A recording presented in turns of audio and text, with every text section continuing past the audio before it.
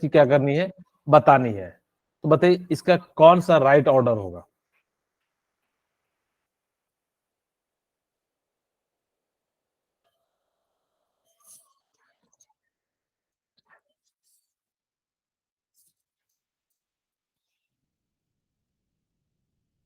Sir C option.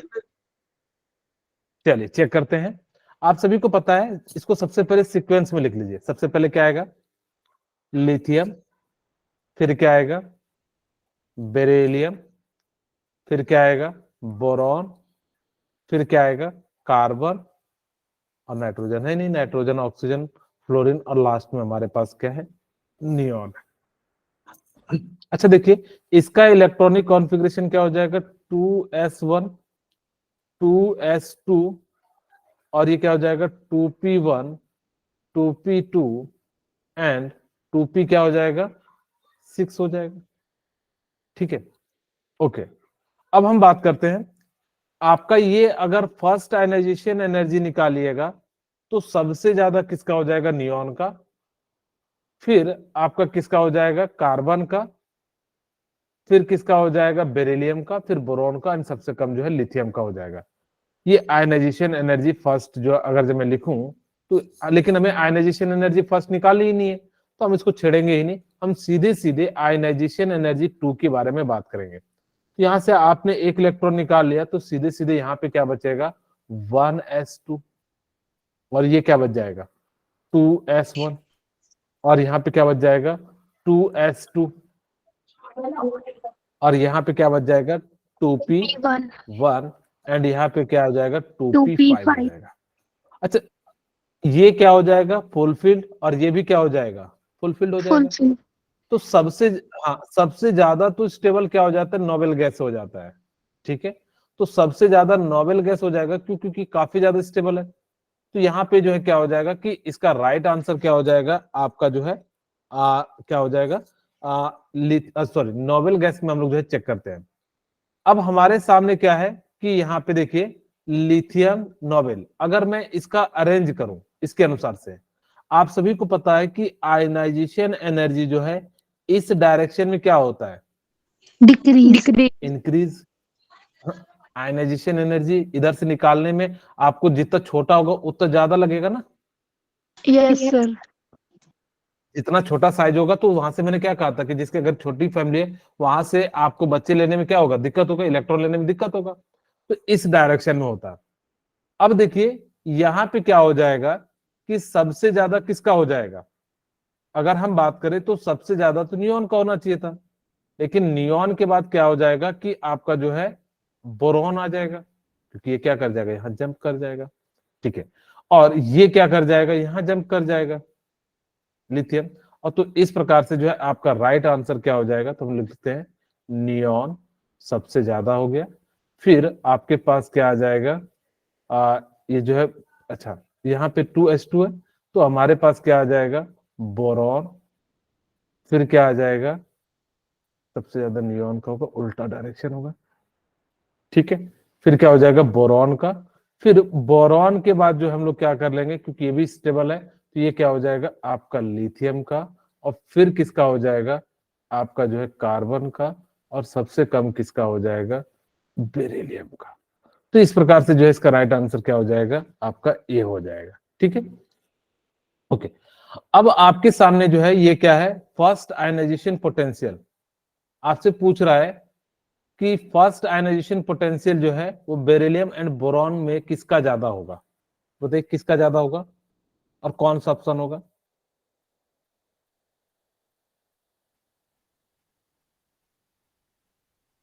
Option C.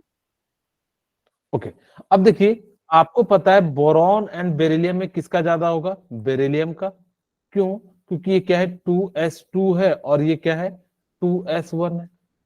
ठीक है, तो अब देखेंगे कि बेरिलियम का आपको पहले है तो जिसका पहला वाला एनर्जी ज्यादा होगा, दोनों सेम है, यहाँ भी दोनों सेम है, तो पहला वाला क्या होना चाहिए, ज्यादा होना चाहिए, तो ये कम है, तो इसका राइट आंसर क्या हो जाएगा, डी हो जाएगा। क्या समझ में आया, यस। इसका बताइए इसका राइट आंसर क्या होगा।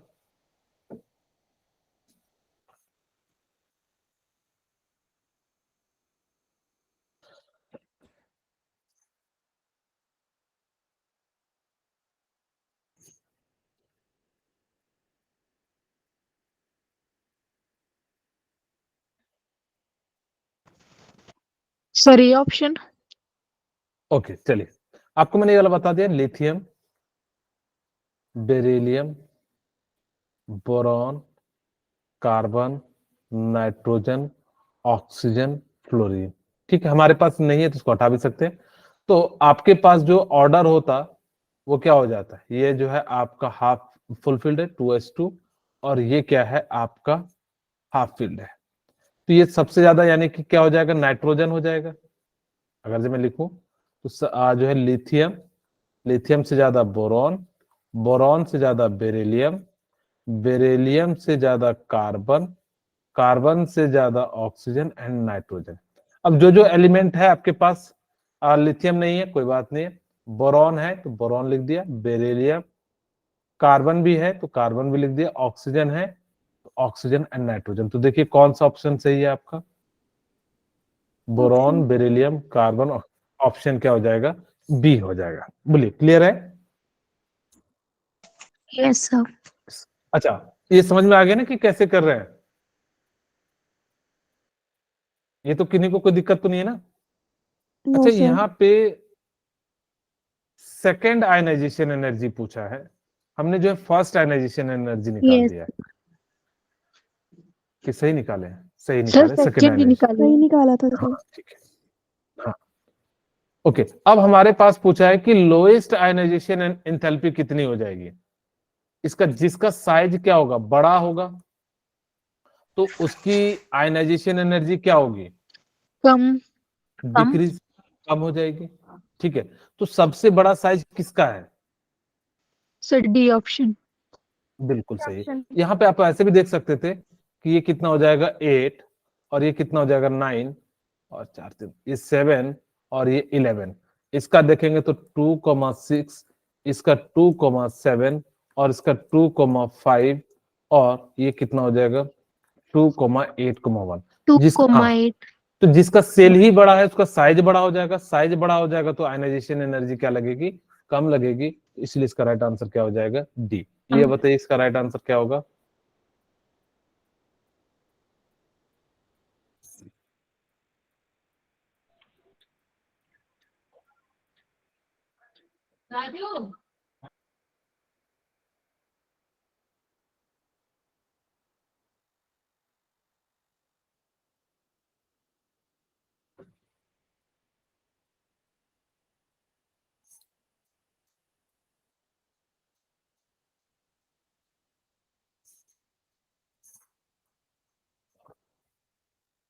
Okay D. Sir option D. चलिए चेक करते हैं हमारे पास क्या है। लिख लेते हैं सीक्वेंस में, carbon, nitrogen, oxygen and fluorine. हमने जो है एटॉमिक नंबर के अनुसार से लिखा।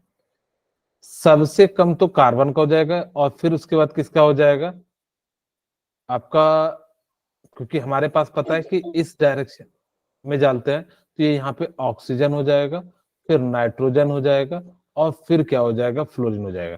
क्योंकि इस डायरेक्शन में जाने पे आयनाइजेशन एनर्जी क्या होती है, इंक्रीज होता है। तो इसका राइट ऑप्शन क्या हो जाएगा, सी। C option. उल्टा डायरेक्शन हमने लिख दिया क्या,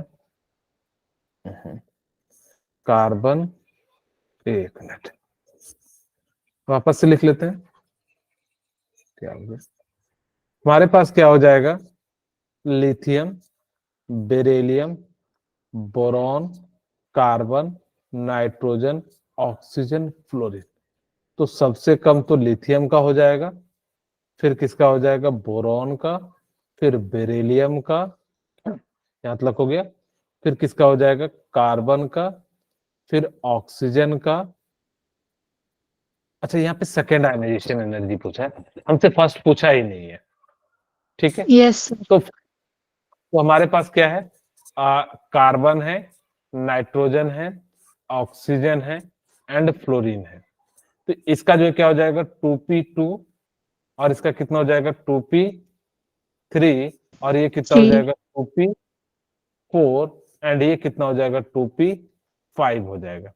अच्छा, इससे एक एक इलेक्ट्रॉन निकाल लेते हैं, क्योंकि सेकेंड आयनाइजेशन एनर्जी निकालनी है। तो 2p1, 2p2 और 2p3 एंड जो है 2p3। 2p4 हो 2p4। जाएगा। ओके, तो अब देखिए ये हाफ फील्ड है, तो सबसे ज्यादा तो किसका हो जाएगा, ऑक्सीजन का, ये जंप कर जाएगा, होना चाहिए था कार्बन, सॉरी कार्बन का जस्ट अपोजिट हो जाएगा, कार्बन से ज्यादा किसका होगा, नाइट्रोजन का, नाइट्रोजन से ज्यादा किसका हो जाएगा, फ्लोरीन। आपका जो है फ्लोरीन, और सबसे ज्यादा किसका हो जाएगा, ऑक्सीजन का। तो ऑक्सीजन, फ्लोरीन, नाइट्रोजन, कार्बन, तो इसका राइट आंसर क्या हो जाएगा, सी हो जाएगा। ठीक है, तो इस प्रकार से हम लोग लिख सकते हैं। ओके, अब आपसे पूछ रहा है कि hydrogen has high ionization energy than alkali metal because it has, तो अब बताइए इसका क्या आंसर होगा। Small size. हाँ, डी तो इसका ऑप्शन। राइट आंसर क्या हो जाएगा कि स्मॉल साइज होने के कारण यहाँ पे क्या हो जाता है कि ये जो है आपका जो है आयनाइजेशन एनर्जी जो है ज्यादा हो जाता है। इसके क्या क्या एप्लीकेशन है, तो सबसे पहले आपको दो बातें ध्यान रखनी होगी कि मेटेलिक कैरेक्टर पहचानते हैं, कि कैसे मेटेलिक कैरेक्टर पहचानेंगे। मेटेलिक कैरेक्टर को हम लोग जो क्या करेंगे, पहचानेंगे। तो मेटेलिक कैरेक्टर क्या होता है, जिसके अंदर सपोज कीजिए कि जिसके अंदर क्या हो कि आयनाइजेशन की वैल्यू ज्यादा हो, तो मेटेलिक कैरेक्टर क्या होगा, लो होगा। ऐसे समझिए, मेटेलिक का मतलब क्या होता है, जो आसानी से इलेक्ट्रॉन को क्या करे, लूज करे। मेटेलिक कैरेक्टर का मतलब क्या हो गया, जो आसानी से क्या करे, इलेक्ट्रॉन को लूज करे। तो अगर जिसकी आयनाइजेशन एनर्जी ज्यादा होगी, इसका मतलब उसको इलेक्ट्रॉन को निकालने में ज्यादा एनर्जी लगेगी। अगर जिसको इलेक्ट्रॉन को निकालने में ज्यादा एनर्जी लगेगी, तो उसकी मेटेलिक कैरेक्टर कहां से इंक्रीज हो जाएगी। मेटेलिक कैरेक्टर का मतलब होता है जो आसानी से इलेक्ट्रॉन दे दे, अब जो कम एनर्जी में दे दे। और जबकि मैंने कहा कि भाई ये कह रहा है कि आयनाइजेशन एनर्जी इंक्रीज करेगा, तो मेटेलिक कैरेक्टर क्या कर जाएगा, डिक्रीज कर जाएगा। दूसरा कि अगर मैं बात करूं कि आयनाइजेशन एनर्जी इंक्रीज करोगे, तो रिएक्टिविटी भी क्या हो जाएगी, डिक्रीज करेगी। डिक्रीज करेगी, क्यों करेगी, कैसे करेगी, ध्यान सुनिएगा। आप मुझे बताइए कि अगर किसी इलेक्ट्रॉन को, अगर कोई बंदा है जो खुद ही पढ़ने बैठ जाए या थोड़ा सा जो है एनर्जी दे दे, घंटी बजा दे बैठ जाए, एक वो है, या जो कि जिसके पीछे डंडा लेके जो हम बैठे रहे, जिसकी एनर्जी ज्यादा है, इसका मतलब डंडा लेके उसके पीछे जाना पड़ेगा पढ़ाने के लिए। तो अब जैसे ही क्या हुआ कि आयनाइजेशन एनर्जी बहुत ज्यादा है, इसका मतलब बहुत ज्यादा एनर्जी चाहिए रिएक्टिविटी होने के लिए। अगर चाहिए तो इसका मतलब वो क्या होगा कि बहुत ही स्लो होगा। इसीलिए हम लोग कहते हैं कि आयनाइजेशन एनर्जी इंक्रीज होगा, तो रिएक्टिविटी क्या हो जाएगा, डिक्रीज हो जाएगा। क्या सिंपल शब्दों में कह सकते हैं कि आयनाइजेशन एनर्जी इंक्रीज होगा, तो मेटेलिक कैरेक्टर एंड रिएक्टिविटी दोनों क्या कर जाएगा, डिक्रीज कर जाएगा। तो इस प्रकार से भी आप इसको याद रखना, if ionization energy increases, then metallic character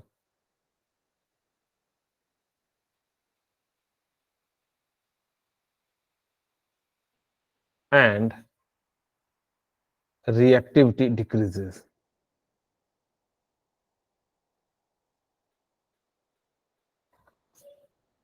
ठीक है, तो ये क्या हो जाएगा, मेटेलिक कैरेक्टर जो है रिएक्टिविटी जो है डिक्रीज करेगा दोनों।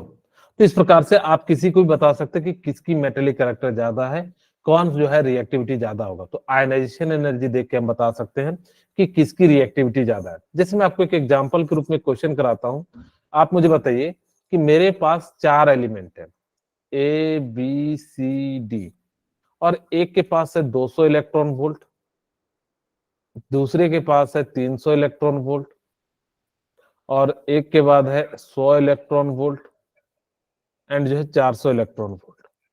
आप मुझे बताइए कि सबसे अच्छा मेटल कौन होगा।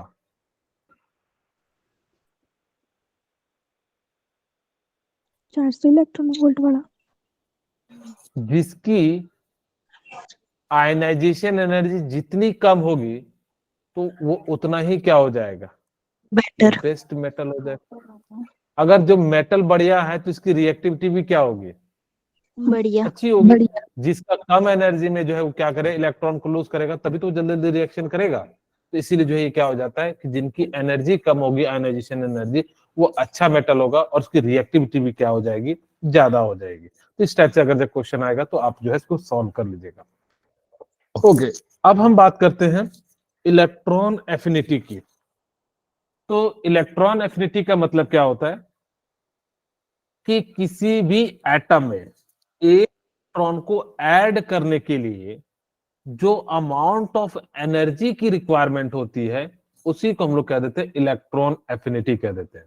इसे ध्यान से देखिएगा कि मान लीजिए कि मेरे पास कोई एक एलिमेंट है, ठीक है, और हम चाहते, यहां पे ध्यान दीजिएगा, इलेक्ट्रॉन का मतलब हो गया इलेक्ट्रॉन, एफिनिटी का मतलब क्या होता है, लव।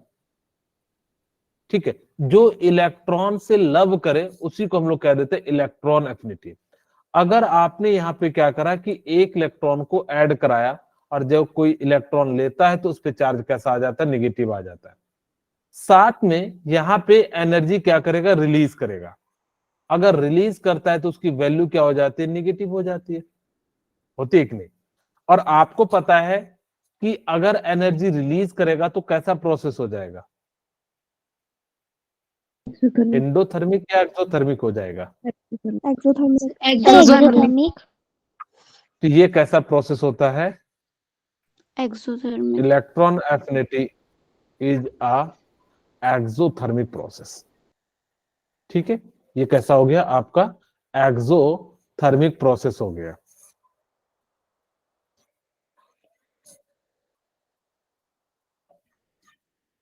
ओके, अच्छा मुझे बताइए कि यहाँ पे डेल्टा एच की वैल्यू कैसी होगी, नेगेटिव होगी, क्योंकि एनर्जी जब सिस्टम से निकलता है तो उसकी जो वैल्यू है वो कैसी हो जाएगी, डेल्टा एच की वैल्यू वो निगेटिव हो जाएगी। तो इस प्रकार से हम लोग कह सकते हैं कि डेल्टा एच की वैल्यू क्या होगी, निगेटिव होगी। ठीक है, बोलिए, क्लियर है। Yes sir. ओके, चलिए अब हम बात करते हैं इलेक्ट्रॉन एफिनिटी को। मैं थोड़ा सा सिंपल लैंग्वेज में समझाता हूं कि कैसे वर्क करता है। थोड़ा सा ध्यान दीजिएगा कि कैसे इस पे हम लोग जो है इसका मतलब क्या होता है। इलेक्ट्रॉन एफिनिटी का मतलब होता है इलेक्ट्रॉन को ऐड करने की। आपको मैं एक एग्जांपल के साथ समझाता हूं। आप लोगों में से कई लोग जो हैं हॉस्टल में देखे होंगे कि बच्चे कैसे रहते हैं। अगर दो एग्जांपल से समझाता हूं, पहले मैं जो है हिमाचल का एग्जांपल लेता हूं और एक दिल्ली का। मान लीजिए कि एक व्यक्ति का घर हिमाचल में है, अपना घर है, और एक जो है दिल्ली में किराया लेके रह रहा है। ठीक है, अब हिमाचल में अगर जो जिसका घर बड़ा होगा तो कोई भी आ जाएगा तो वो आसानी से रख लेगा, रखेगा कि नहीं। लेकिन दिल्ली में तो एक ही घर होता है, उसी में सब सामान होता है। अगर यहाँ पे हस्बैंड वाइफ चाइल्ड है, अगर जो तीसरा आ जाएगा तो कैसे एडजस्ट करेंगे, क्योंकि एक ही रूम होता है, बहुत ही छोटा घर होता है। तो इसी टाइप से याद रखना कि जिसका साइज बड़ा होगा वो आसानी से इलेक्ट्रॉन को क्या कर सकता है, ऐड कर सकता है।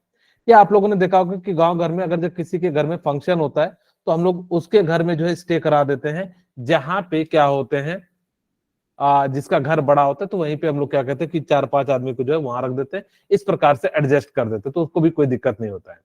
लेकिन ऐसा शहर में नहीं हो पाता क्योंकि वहां पे जो काफी ज्यादा लिमिटेड रहते हैं, यानी कि जो है सोर्स घर के रहने के लिए। ठीक है, ओके। अब हम बात करते हैं दूसरा, कि आप मान लीजिए ये तो समझ में आ गया कि सर कि साइज बड़ा होगा तो आसानी से ऐड हो जाएगा, तो वहां पे इलेक्ट्रॉन जो है ऐड करना आसान होगा, तो इसका मतलब वहां पे इलेक्ट्रॉन एफिनिटी की वैल्यू जो है कम होगी। ठीक है, अब ऐसे समझिए कि, या इलेक्ट्रॉन निगेटिव पॉजिटिव को थोड़ी देर में समझाता हूं। एक और बात ध्यान दीजिएगा कि first ionization energy, sorry first electron affinity, first electron affinity या फर्स्ट इलेक्ट्रॉन एडिशन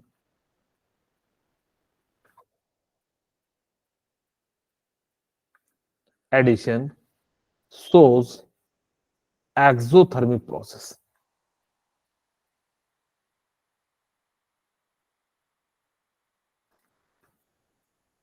ठीक है, सेकेंड जो होगा, सेकेंड या addition of second electron, addition of second electron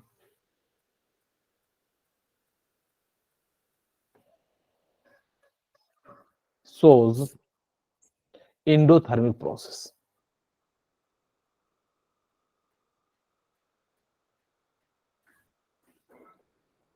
ठीक है। तो अगर जो सेकंड होगा तो वो कैसा प्रोसेस शो करेगा, एंडोथर्मिक।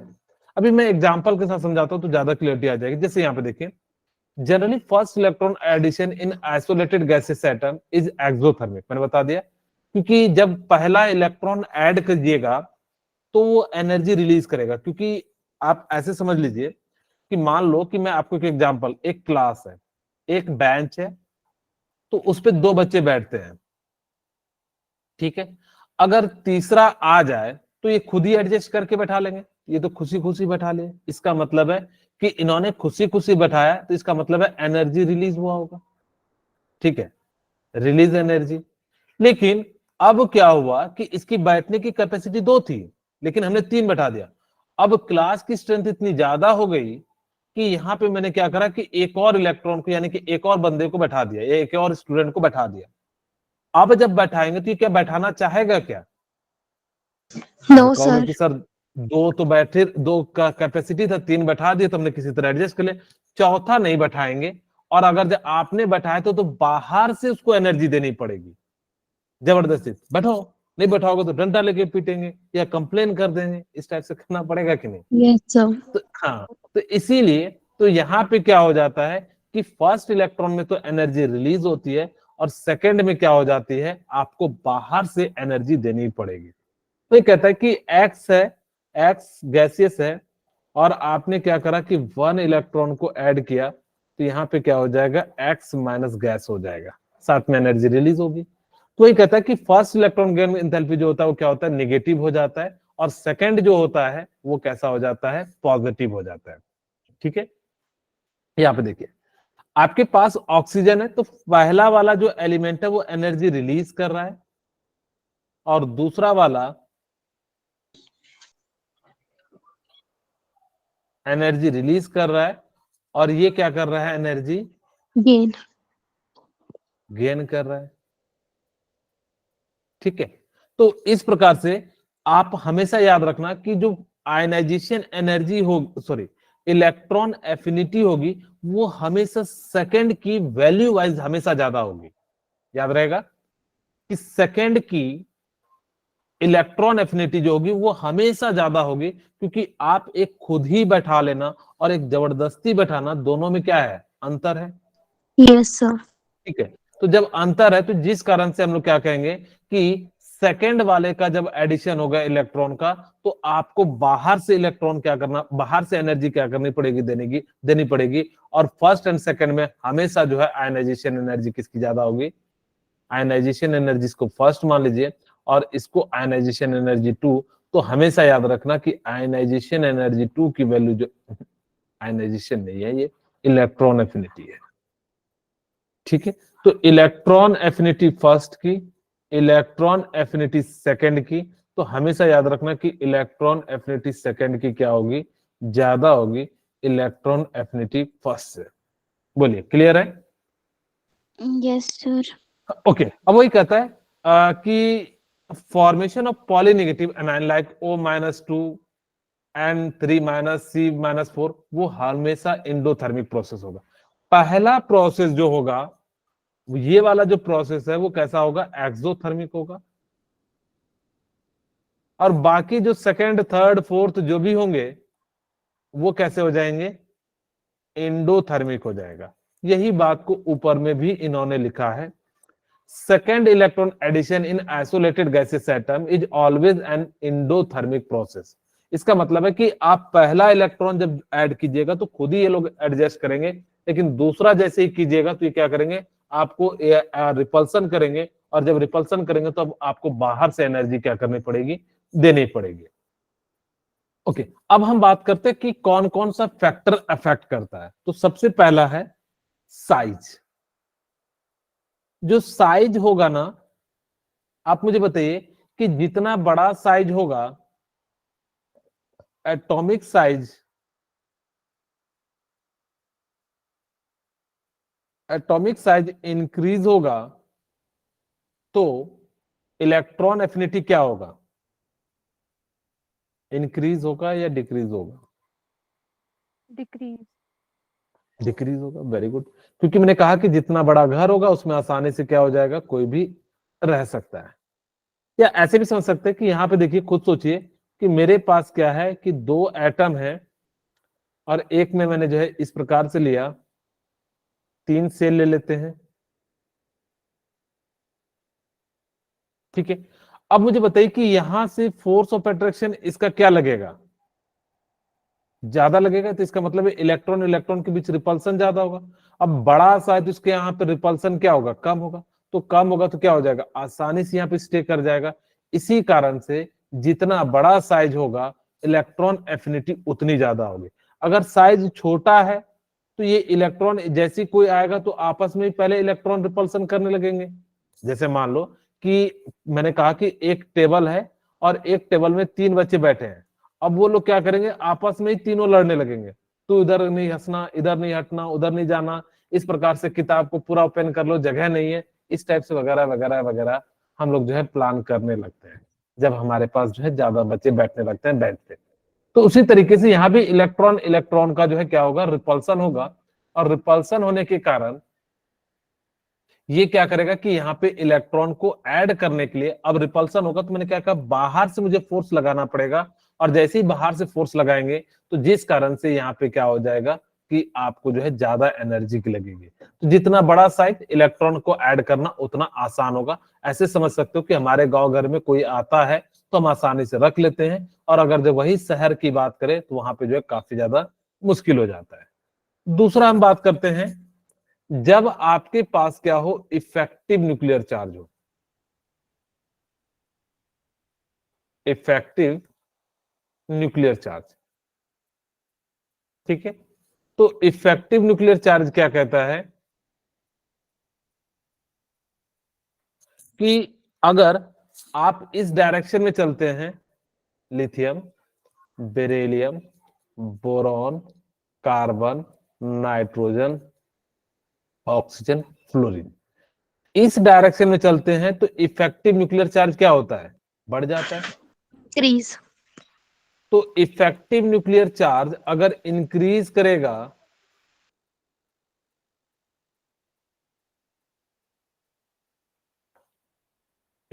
करेगा तो आपका क्या हो जाएगा, इलेक्ट्रॉन एफिनिटी, यहां पे जैसे जैसे साइज छोटा होता चले जाएगा तो इलेक्ट्रॉन एफिनिटी की वैल्यू क्या हो जाएगी, इंक्रीज हो जाएगी। क्योंकि इधर बड़ा साइज है तो आसानी से रखेंगे, इसका छोटा साइज है, आपको पता है रेडियस इधर साइड जाने पे छोटा हो रहा है। और जब छोटा हो रहा है तो जिस कारण से हमने क्या कहा कि इफेक्टिव न्यूक्लियर चार्ज इंक्रीज करने से इलेक्ट्रॉन एफिनिटी की वैल्यू क्या हो जाएगी, इंक्रीज हो जाएगी। तो ये बेसिकली क्या है, जनरल ट्रेंड है। लेकिन ये एग्जैक्ट ट्रेंड है नहीं, लेकिन आपको अभी जो है हम बताएंगे कि एग्जैक्ट ट्रेंड क्या होता है। हम पहले बात कर लेते हैं कि 2-3 छोटे छोटे जो है point.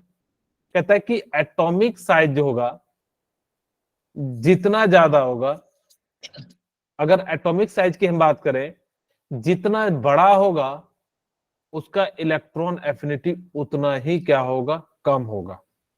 Electron affinity inversely proportional है। अगर इलेक्ट्रॉन एफिनिटी की वैल्यू बड़ी है तो एटॉमिक साइज छोटी होगी।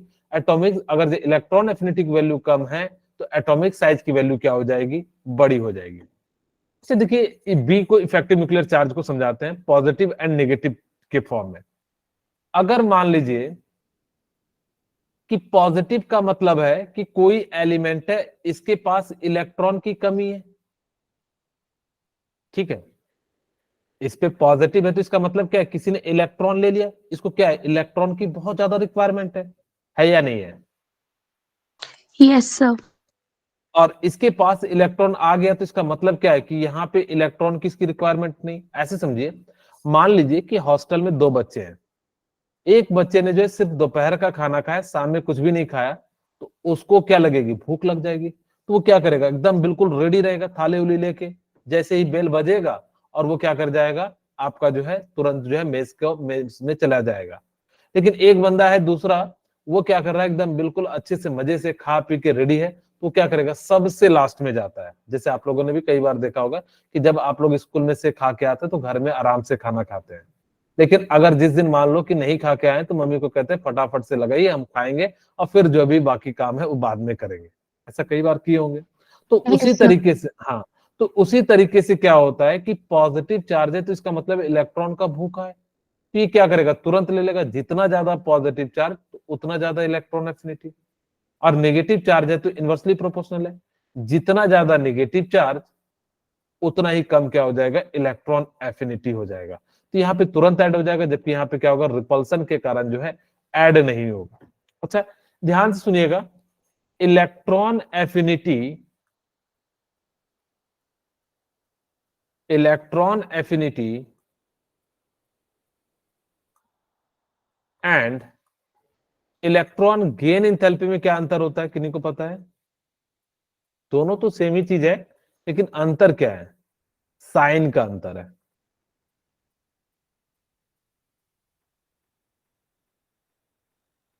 इसकी जो वैल्यू होगी वो क्या हो जाएगी, निगेटिव हो जाएगी। ठीक है, अगर इलेक्ट्रॉन गेन जो एफिनिटी की वैल्यू होती है वो किसके टर्म में हो जाती है, minus of electron gain enthalpy हो जाता है। तो वही कहता है कि अगर हम बात करें NS1 एंड NS2 में, तो जो है किसका ज्यादा हो जाएगा, यहाँ पे इलेक्ट्रॉन गेन इंथैल्पी की बात कर रहे हैं, तो निगेटिव में अगर वैसे देखें इलेक्ट्रॉन एफिनिटी के टर्म में NS1 में एंड NS2 में किसका बड़ा होता है, इसका होता है।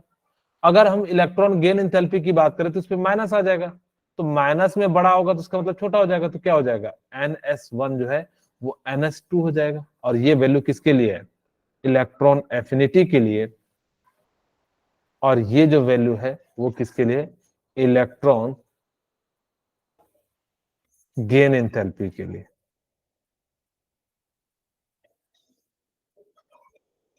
ठीक है, तो इस प्रकार से हम लोग क्या कर सकते हैं, इनकी वैल्यू को लिख सकते हैं। सबसे मोस्ट एंड जो है लास्ट, इसको याद भी रखना कि अभी तक जो भी हम पढ़ रहे थे, मैं यहां पे देखिए लिखता हूं, lithium, beryllium, boron, carbon, nitrogen, oxygen, fluorine and neon, ये देखिए फुलफिल्ड है, तो सबसे ज्यादा तो नियॉन का हो जाएगा। फिर बेरिलियम क्या है, फुलफिल्ड है, और फिर क्या है, नाइट्रोजन हाफ फिल्ड है। इसका मतलब है कि सबसे ज्यादा तो नियॉन का हो गया, फिर फुलफिल्ड है बेरिलियम का तो बेरिलियम हो गया, फिर किसका है, नाइट्रोजन है। तो ये तीन तो आपको मिल गए। अब देखिए ध्यान से, एक्चुअल में अब जो होना चाहिए था, अगर हम बात करें पीरियड में, वो जो है इलेक्ट्रॉन एफिनिटी जो होती है वो कैसी होती है, इस डायरेक्शन में जाने पे इलेक्ट्रॉन एफिनिटी की वैल्यू इंक्रीज करती है। ठीक है, अब हम इसको हटा देते हैं, ये जो नोवेल गैस वाले एलिमेंट है इनको हटा देते हैं। तो अब आपके पास क्या होना चाहिए कि सबसे ज्यादा किसका होना चाहिए, फ्लोरीन का होना चाहिए था। अब अगर से हम बात करें कि जो है ये जो प्रोसेस है, अगर ये इनको इन्होंने क्या लिखा है कि हमने जो है क्या करा कि इस प्रकार से लिखा, हम दो तरीके से लिख सकते हैं, एक इलेक्ट्रॉन एफिनिटी के फॉर्म में और इलेक्ट्रॉन गेन एंथैल्पी के फॉर्म में। इसका मतलब है सबसे ज्यादा जो है वो किसका हो जाएगा, हम यहाँ पे बात कर रहे हैं इलेक्ट्रॉन गेन एंथैल्पी की बात कर रहे हैं। ठीक है, तो सबसे जो वैल्यू है बड़ी वो सबसे छोटी हो जाएगी, फिर बेरिलियम, फिर क्या हो जाएगा, नाइट्रोजन हो जाएगा। अगर मैं वैसे लिखता तो सबसे बड़ी वैल्यू नियॉन की हो जाती, फिर बेरिलियम की हो जाती, फिर नाइट्रोजन की हो जाती, फिर किसकी होती, आप मुझे बताइए। अब यहां पे ना थोड़ा सा ट्विस्ट है, ट्विस्ट ये है कि ये एक्सपेरिमेंटल जो है डाटा आया है, इसमें हम कुछ कह नहीं सकते कि ये जो है ना सीक्वेंस जो आया वो कैसा आया, एक्सपेरिमेंटल जो है हमारे पास ऑब्टेंड हुआ। ये तो हमें समझ में आ गया कि तीन जो है नोबेल गैस यानी कि हाफ फिल्ड फुल फिल्ड थे, तो जिस कारण से इन तीनों की वैल्यू शुरू में क्या हो गई, ज्यादा हो गई। लेकिन उसके बाद ये देखिए boron, lithium, carbon, oxygen, fluorine, तो यहाँ पे देखिए ऑक्सीजन फ्लोरीन में तो फ्लोरीन की ज्यादा होगी, फिर किसकी हो जाएगी, ऑक्सीजन की। ठीक है, नाइट्रोजन तो है नहीं, तो आपके पास क्या हो जाता है, लिथियम। लेकिन देखिए लिथियम क्या कर रहा है, बहुत ज्यादा जंप कर जा रहा है। तो ये देखा गया कि एक्सपेरिमेंटल, आप इस वैल्यू को याद भी रख लेना कि लिथियम की सबसे ज्यादा नियॉन की सबसे ज्यादा होती है अगर हमसे इलेक्ट्रॉन एफिनिटी की बात करें तो। ठीक है, तो इस प्रकार से हम लोग क्या कर सकते हैं, लिख सकते हैं। ओके, वही कहता है in a group electron affinity third period element is greater than the second period. पूरे पीरियोडिक टेबल में सबसे ज्यादा जो इलेक्ट्रॉन एफिनिटी ज्यादा होती है वो किसकी होती है, वो जो है क्लोरीन की होती है। तो सबसे ज्यादा किसकी हो जाएगी, क्लोरीन की जो है इलेक्ट्रॉन एफिनिटी हो जाएगी। ये जो वैल्यू है वो किसके अनुसार से है, इलेक्ट्रॉन गेन इंथैल्पी के अनुसार से है, ठीक है। इलेक्ट्रॉन गेन इंथैल्पी के अनुसार से जो है इसको जो है हमने क्या किया है, अरेंज किया है। तो इस प्रकार से हम लोग क्या कर सकते हैं, इनकी वैल्यू को हम लोग क्या कर सकते हैं, लिख सकते हैं। ओके, अब हमारे पास यहाँ पे क्या हो जाएगा कि फ्लोरीन क्लोरीन में जो क्लोरीन की वैल्यू है वो क्या हो जाती है, ज्यादा हो जाती है। पूरे पीरियोडिक टेबल में सबसे ज्यादा इलेक्ट्रॉन एफिनिटी जो होता है किसका हो जाता है, इसका हो जाता है। एक्चुअल में कहा जाता है कि फ्लोरीन का साइज छोटा होता है जिस कारण से इसकी डेंसिटी बढ़ जाती है, जबकि क्लोरीन का साइज बड़ा होता है तो जिस कारण से वहां पे उसकी डेंसिटी जो है डिक्रीज हो जाती है, और डिक्रीज होने के कारण यहाँ पे इलेक्ट्रॉन एफिनिटी जो है वो इसकी क्या हो जाती है, ज्यादा हो जाती है। वही कहते हैं decreasing order of electron affinity. तो इस प्रकार से हम लोग जो है बातें कह सकते हैं। Last point, note, nitrogen and phosphorus has low electron affinity due to half filled configuration। वही कहता है नाइट्रोजन जो है नाना पार्टिकल, इनके पास क्या होता है, हाफ फिल्ड होता है, तो जिस कारण से इनकी इलेक्ट्रॉन एफिनिटी जो होती है वो क्या हो जाती है, लो हो जाती है। ठीक है, ओके। अच्छा यहाँ पे देखिए इलेक्ट्रॉन एफिनिटी और आयनाइजेशन एनर्जी जो है दोनों सेम होता है, बस जस्ट रिवर्स होता है। अगर देखिए इलेक्ट्रॉन एफिनिटी ऑफ एक्स, इसका मतलब है कि एफिनिटी का मतलब एक इलेक्ट्रॉन को ऐड करना तो एक्स माइनस बन जाएगा। आयनाइजेशन का मतलब होता है एक इलेक्ट्रॉन को निकालना, तो एक्स माइनस से निकालेंगे तो एक्स बन जाएगा। तो ये कहते हैं कि जो दोनों की वैल्यू हो जाएगी वो क्या हो जाएगी, सेम हो जाएगी। ठीक है, फिर हम सेकंड बात करते हैं, ionization energy of neutral atom is equal to electron affinity of cation. अगर कोई भी कैटायन है और जो है ionization energy of neutral atom और जो है इलेक्ट्रॉन एफिनिटी कैटायन की जो वैल्यू है दोनों की क्या हो जाती है, बिल्कुल जो है सेम हो जाती है। ठीक है, ओके। अच्छा, कुछ क्वेश्चन है जिन